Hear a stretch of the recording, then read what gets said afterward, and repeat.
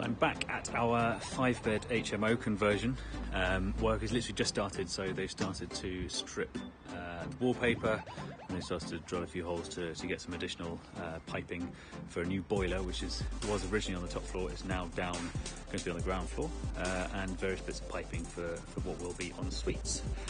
So I'll just quickly show you round. There's not a huge amount to update on, but I'll just give you a quick tour. So this is the front of the building. So this is a listed property. So we've been restricted on a couple of things, namely the windows have to be wooden, they're currently PVC. So that's and a few other layout issues. But yeah, on the whole, we're getting what we want. So all the wallpaper's been stripped. This is the what will be a bedroom, was the living room.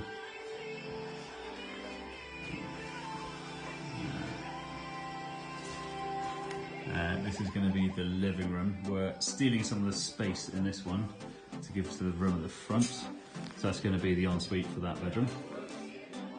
So hopefully it'll just be flush with that, and then we can have some shelves up there or something. If not, might have to have the shower in that bit there. This one's got a bit of a slightly smaller kitchen. So this is a 5-bedroom as opposed to the other one around the corner, which is a 6.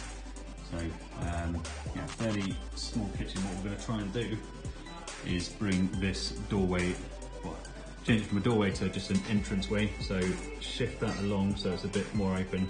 Then we can bring the breakfast bar out that way. Yeah. And if we take you up the stairs, covering a lot of the wallpaper that's coming off.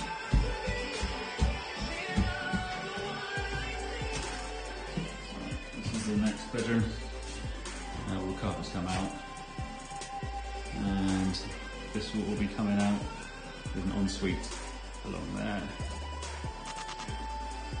And across the corridor. Well, it's currently the bathroom, but this is going to be another room. So we've got the stairs going up here. There's this strange area here. Don't know why it's there, it's just a void. So we're going to remove that wall, create that into a bedroom, use the existing pipework to make an ensuite in the corner there. This is the guy removing all the wallpaper.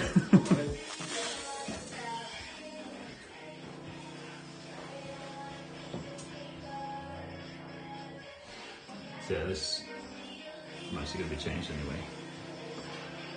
And we go up to the top floor.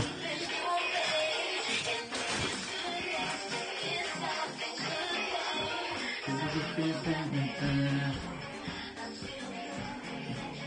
is going to be fairly similar to the room below. So lower ceilings and corners. Ensuite is currently planned and has been permitted by listed buildings and council to be in that corner. Sorry, to be in that corner, and then we're going to have a cupboard there for wardrobe purposes. That's the old chimney breast.